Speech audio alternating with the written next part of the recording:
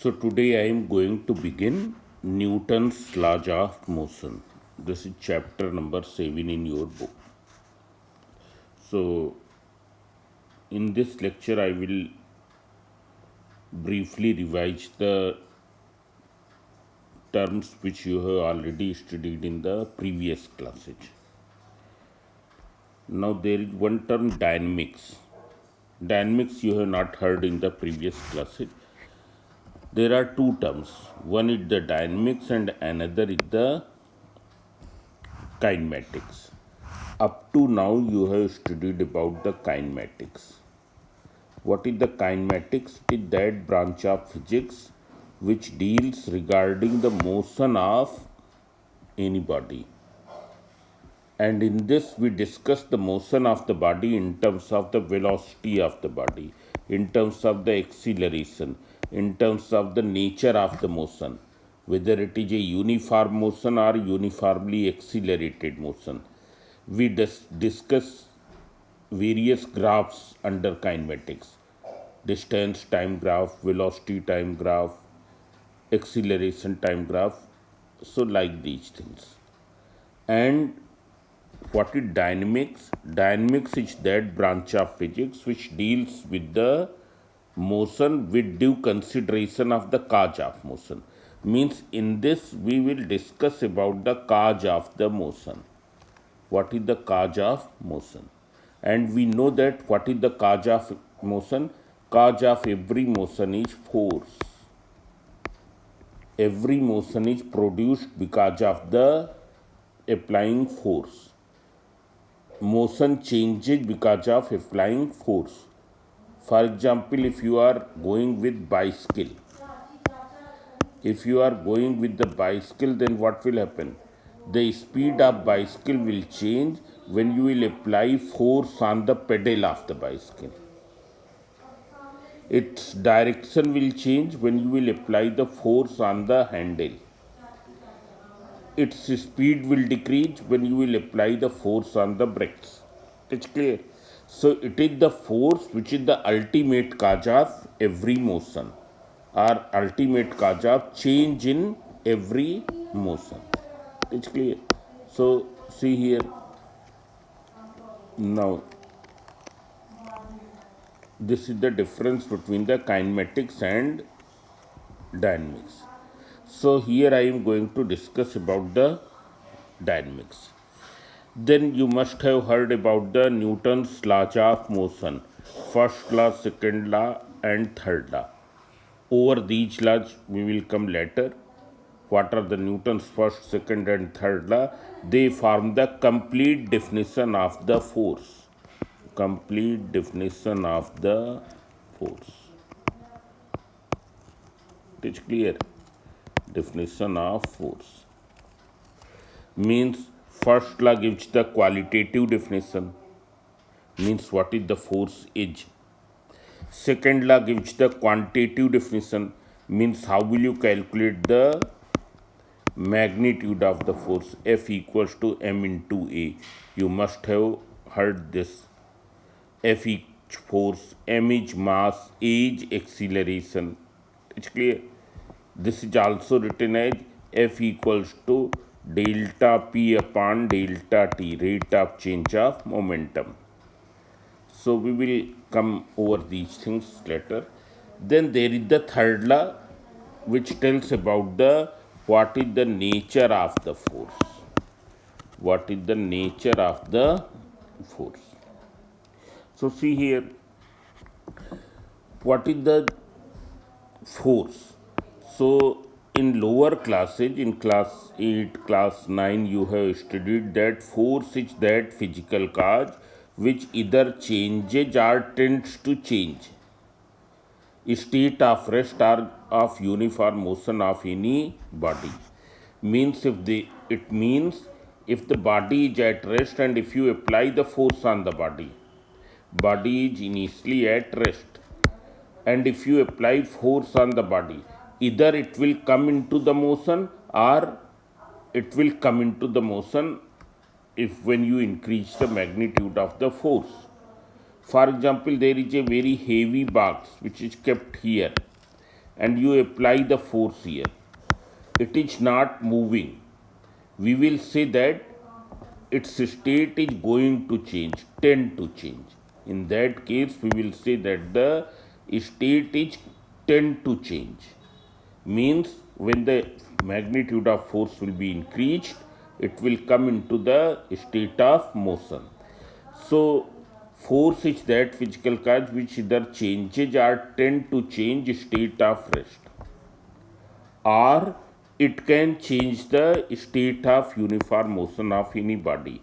Means if the body traveling with a certain velocity, its velocity will change on applying the force. Just now I have explained in the example of the cycle, when you will apply the force on the pedal, what will happen? Its speed will increase. If you apply force on the handle, what will happen? Its direction will change. And if you simultaneously apply force on both, speed and direction both will change. It's clear? So, this is the definition of the force which you have studied in class 9th, class 8. It can change the shape and size of the body also. Force can change the shape and size of the body also. It's clear. If there is any wet clay and apply the force, what will happen? The shape will be changed. Now, after this, we will see fundamental forces found in nature. There are how many types of forces in nature? This is given in chapter 1, physical world. Physical world, page 2021. It's clear. Now, what are the four type of forces here?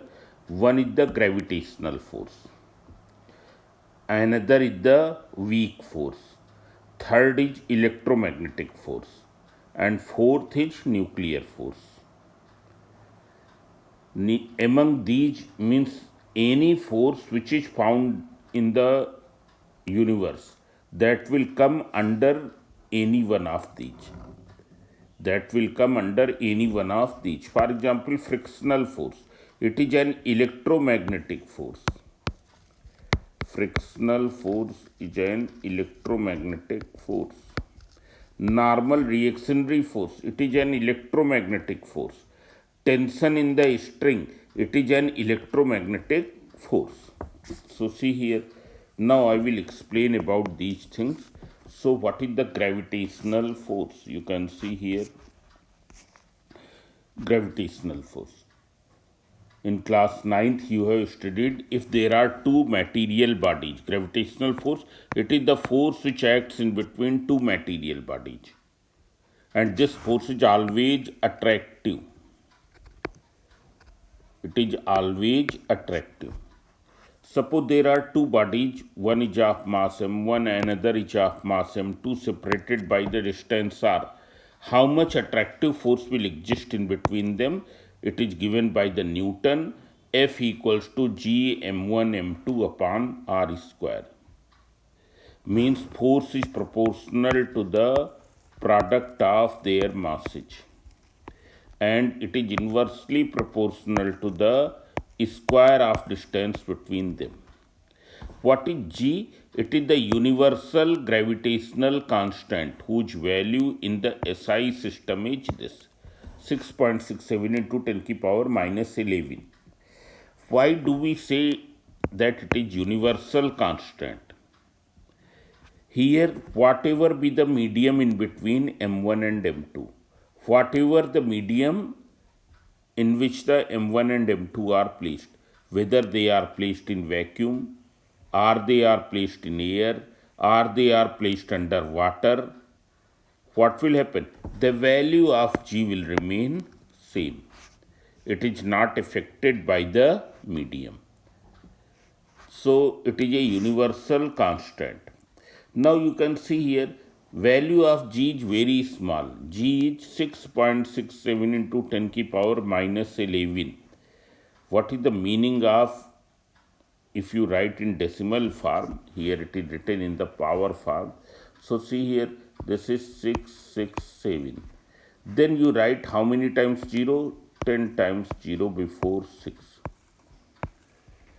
And then you place decimal. This. So this is a very small value of capital G. Therefore, unless M1 and M2 are not massive, what will happen? This force will be insignificant. It will be insignificant. That's why we don't feel this gravitational force in between the bodies of ordinary masses. At least one body should be very much massive, then only it can be experienced. Very much massive means like the earth, like the moon. What is the mass of the earth? If you see, mass of earth is 6 into 10 ki power 24 kg. It is clear. Mass of the moon, it is of the order of 10 to the power 22 kg. So this force can be experienced at least when any one body is in M1 or M2, at least one body is very much massive. Then only we can experience the gravitational force. Otherwise, if you keep two ordinary bodies, one table is kept here, another chair is kept here, there will be the force, but that will be very, very insignificant, which cannot be experienced. So this is the least force which is in magnitude. Now it is always attractive. It is a long range force. Long range force means no matter what is the distance between both the bodies, whether they are very close or they are very far. Very far means one is earth and another is the moon. Gravitational force exists in between them. So it is a long range force, means its range is infinite. It obeys inverse square rule. Just now I have told inverse square rule. With increase in the distance, force decreases. With increase in distance, force decreases. F inversely proportional to R square. Then it is a central force. What is the meaning of central force? Central force means which acts along the line joining the bodies. For example, one body is this, another is this. This is M1, this is M2. So when M2 will attract to M1, it will apply the force in this direction. It is the force on M1 by the M2. This force will act along the line joining both the bodies. It will apply along the line joining both the bodies. Similarly, when M1 attracts M2, this force will act along this line. What will you name? F21, force on M2 by the M1. So it is a central force. So these are the properties of the gravitational force. Now see here, what is weak force? So about the weak force, I am going to explain with the help of beta particles. You have heard in the radioactivity. Weak force acts within the subatomic particles. And what are the subatomic particles? So we know that electron, proton and neutron are the subatomic particles. Among electron, proton and neutron remain inside the nucleus. Proton is positively charged and neutron is neutral. And in the lower classes we have studied that these particles are indivisible, that is, they cannot be further subdivided. But now it has been discovered that proton and neutron can also be further subdivided. they can be further subdivided. There are certain particles, quarks. I will not go over quarks. There are 6 types of quarks which are having the fractional charge. I am explaining only 2 types of quark. One is the up quark and down quark. Up quark is having 2e/3 charge, means 2/3 of the electronic charge. What is the electronic charge? Charge equal to 1 electron, 1.6 into 10 की power minus 19 coulomb. There is one more quark, down quark, minus e/3. So we will not go over the quark. Means the simple thing is, according to the modern theory, subatomic particles are further divisible in quarks, and there are 6 types of quarks. It's clear, which are having the fractional charges. It's clear. So you must be knowing that when the beta particle is emitted, as we know that alpha, beta, and gamma radiations, these are emitted within from the nucleus. Alpha is positively charged particle, beta is negatively charged particle, and gamma is electromagnetic radiations. So beta is a negatively charged particle, and we also know that within the nucleus there is only positively charged proton. Then how it is possible that a negatively charged particle comes out from the nucleus? मतलब कैसे एक negatively charge particle nucleus के अंदर से निकल आता है. That, so see here, what happens within the nucleus, one neutron splits, because we know that now we know that these neutrons are not the indivisible particles, they can be further subdivided. So see here, from within the nucleus, one neutron will split into what? It will split into proton, electron, and antineutrino. Antineutrino, it is a chargeless and massless particle which is having neither any charge nor any mass. It carries the energy. It carries the energy. It is clear. So within the nucleus, this particle comes out, whose energy is of the order of million electron volt, while the orbital electrons means one which is moving around the nucleus, they are having energy in electron volt. Electron volt means 10 to the power minus 19 joule. What is 1 electron volt? 1 electron volt is 1.6 into 10 की power 1 electron volt, 1.6 into 10 की power minus 19 joule. It is clear. And when you say million electron volt, 1 million electron volt is 10 to the power 6 times of electron volt. Means this electron which comes out from the nucleus, that possesses a very huge amount of energy as compared to the orbital electrons. It is clear. But so what happens within the nucleus? Nucleus के अंदर क्या होता है?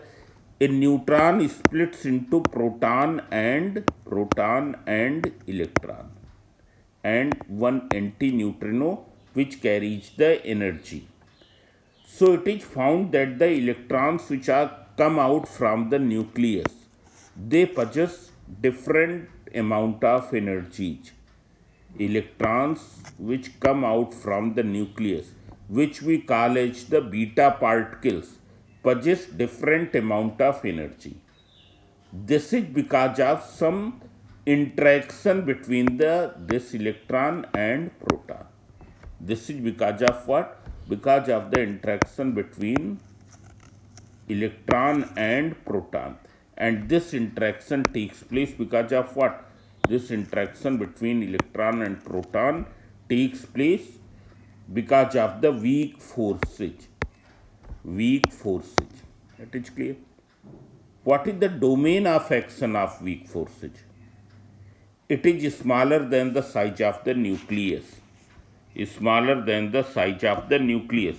What is the size of the nucleus? Size of atom is 10 की power minus 10 meter.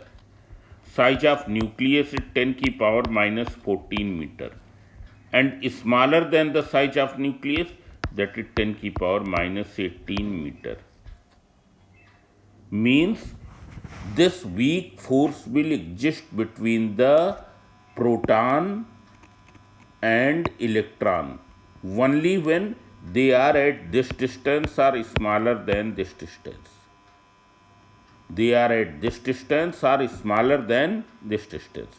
Distance between proton and electron should be smaller than this. Then only this interaction will take place. It's clear. So this is the weak force because of which the beta particles which come out from the nucleus, because of which this neutron splits into proton, electron and antineutrino, is due to the weak force, whose domain of action is 10 की power minus 80 meter, means it is not a long range force. It is not a long range force, means proton and electron are 1 centimeter apart. There will be no weak force in between them. It is clear. So after this, there is one electromagnetic force. Electromagnetic force, there are two forces. One is the electric force which exists in between the charges, and another is the magnetic force, the force which is exerted by magnet over the iron nails, force which exists in between north pole of a magnet and north pole of the other magnet, north pole of a magnet and south pole of the other magnet. That is the magnetic force. So see here, what is the electric force? It is the force between the static charges. Force which exists in between static charges, that is the electric force. Then one more thing which I have forgot. Gravitational force is the weakest force. Now weak force is stronger than gravitational. Now electromagnetic force is stronger than gravitational and weak force. So see here, these are the two charges Q1 and Q2 separated by the distance r. In air or in vacuum, medium should be the insulating medium in between them. And in physics, we say this type of medium dielectric medium. Dielectric medium. Dielectric medium means insulating medium. If there will be some conducting medium in between a Q1 and Q2, what will happen? Both the charges will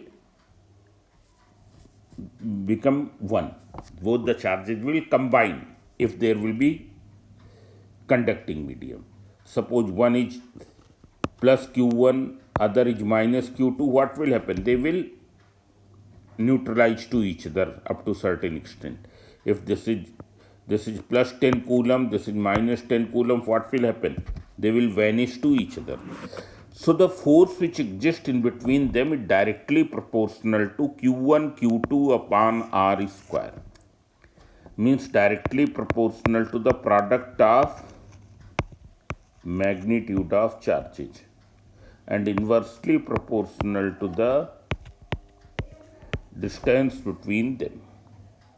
It is clear. But unlike gravitational force, this force also depends upon the nature of dielectric medium which exists in between the charges.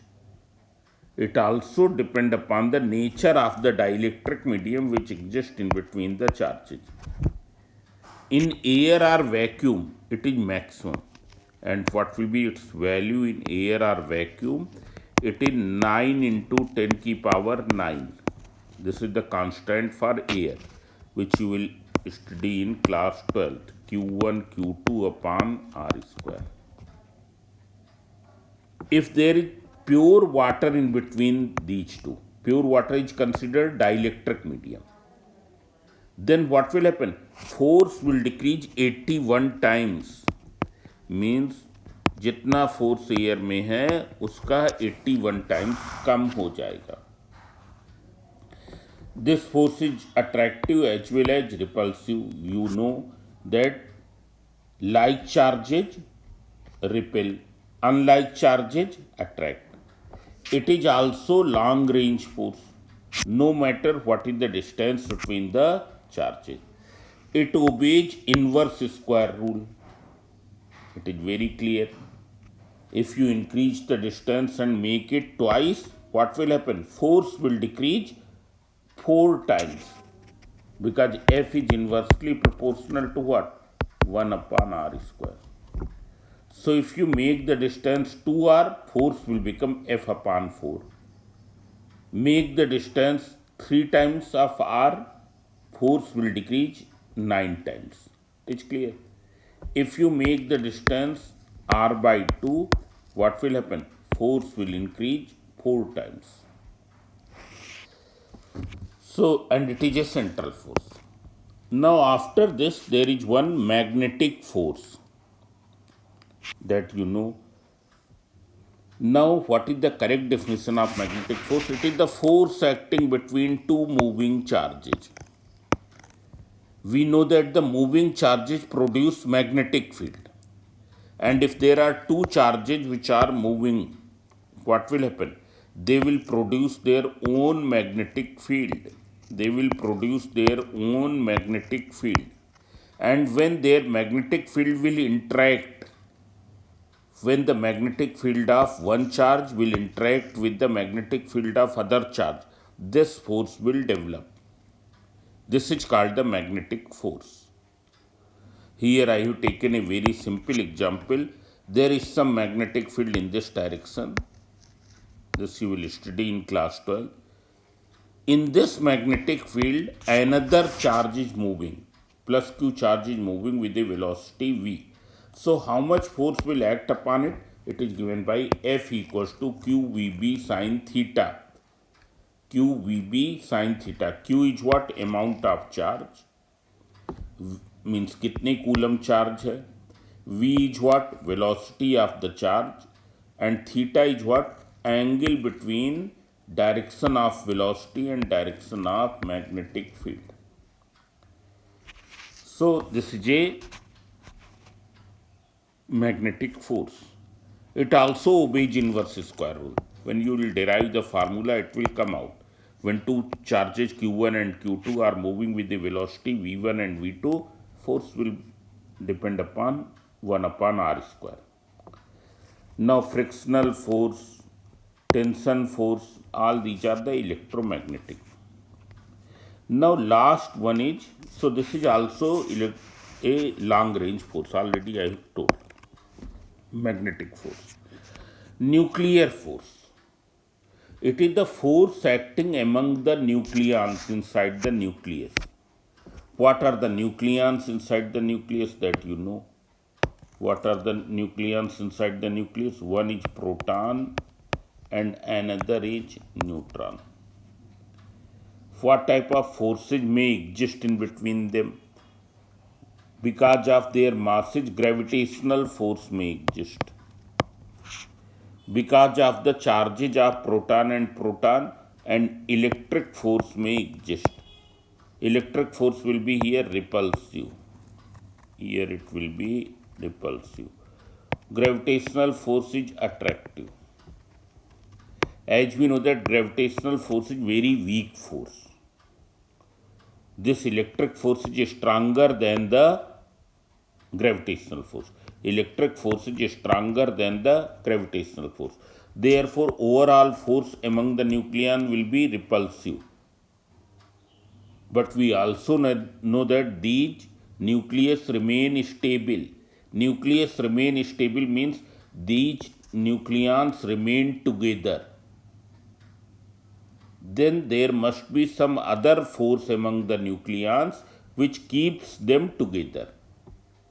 Because you can see here the overall of these forces is repulsive, and when the overall of these forces is repulsive, then it is not capable to keep them together. Nucleus will scatter in the nucleons, but it do not happen. It happen only in the bigger nuclei, which are unstable, like the uranium, thorium, polonium. It's clear.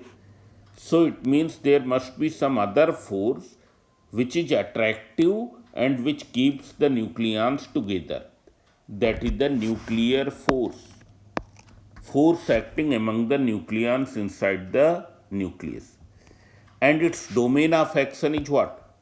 Is smaller than the size of nucleus, 10 to the power minus 14 meter. Means if the nucleons के बीच की distance है 10 की power minus 13 metre, 10 की power minus 12 metre, then what will happen? This nuclear force will operate.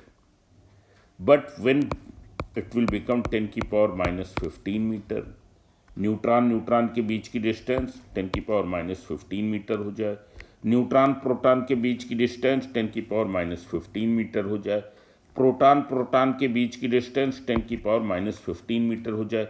This force will not act. It's clear. It ceases to act. So its domain of action is only the distances which are smaller than 10 की power minus 40 meter, means it is a short range force. But it is highly attractive. Highly attractive means you have seen that electric force, magnetic force, gravitational force, they obey inverse square rule. What is the meaning of inverse square rule? If you make the distance r, say r by 2, what will happen? Force will increase 4 times. Force will increase 4 times. But here it varies inversely with some higher power. For example, r to the power 10. So if you make the distance from r, say r by 2, what will happen to the force? Force will increase how many times? It will increase 400 times. It's clear. So 400 times or 100 times it will increase. It's clear. That you can calculate. Means force will increase very hugely. So it is highly attractive. And highly attractive, therefore overall the force among the nucleons will become this. It's clear. Overall force among the nucleons will become attractive. When attractive, what will happen? Nucleus will remain stable. Actually there is no boundary around the nucleons. ऐसा नहीं है that neutron और proton एक डिब्बे के अंदर है. They are sticking to each other because of the nuclear force. Nuclear force के कारण एक दूसरे से चिपके हुए. It is clear. But if the nucleus is like uranium, which is having how many nucleons? 235. What will happen? This nuclear force becomes very much small, and when it becomes very much small, that smaller value of nuclear force is not able to overcome the repulsive force. It is not able to overcome to the repulsive force, and nucleus becomes unstable. Now nuclear force is the strongest force in nature. Which one is the weakest force here? Weakest force is, I have already told, gravitational force. Weak gravitational से stronger weak, weak से stronger electromagnetic, electromagnetic से stronger nuclear force. Then there are some more classification of the forces. One is the contact force. This you can see in your book. It's clear. Another is the variable force. Variable force, for example, gravitational force. It is a variable force. These are the two bodies M1 and M2. There is a certain force in between them. If you keep M1 here and place M2 here, what will happen? Force will change. मतलब अगर क्या है, distance change करती जाए, m2 की position change करती जाए, what will happen? Force will also change. So variable force, it is a position dependent, it may be a position dependent. Gravitational force is position dependent force. Electric force is position dependent force.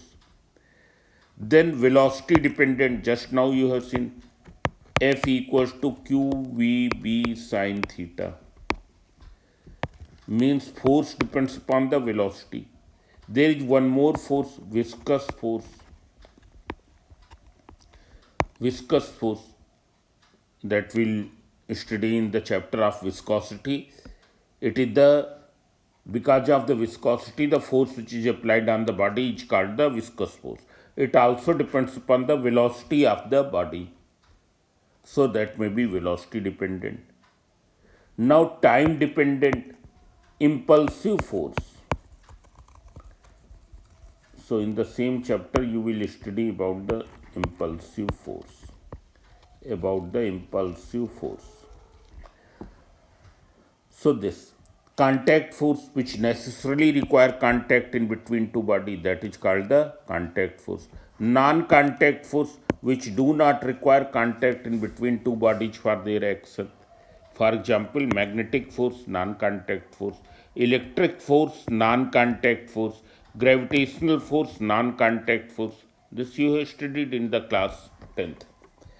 Constant force, force which is of constant nature, which do not vary with position or time or with velocity, which is are of constant nature, that is the constant force. Means if you make the graph of constant force with time, this graph will be straight line. Then unit of force, that you already know, I will not go over the unit of force. SI unit is Newton. What is the MKS unit? F equals to m into A. Unit of mass is kilogram. Unit of acceleration is meter per second square. Kilogram meter per second square. In SI system, it is Newton. 1 Newton is equivalent to 1 kilogram meter per second square. 1 Newton is equivalent to 1 kilogram meter per second square. What is the CGS unit of force? It is gram centimeter per second square, which we also call dyne. So over these things I will not go. I have told enough about the units. Then what is the relation between Newton and dyne? You know that 1 Newton equals to 10 to the power 5 dyne. And how will you calculate that? You can do. You convert kilogram into gram, 10 की power 3, meter into centimeter, 10 की power 2, so 10 की power 5. Then inertia and momentum. In the next lecture, I will begin from the inertia and momentum. Up to here, I have explained to you. It is clear?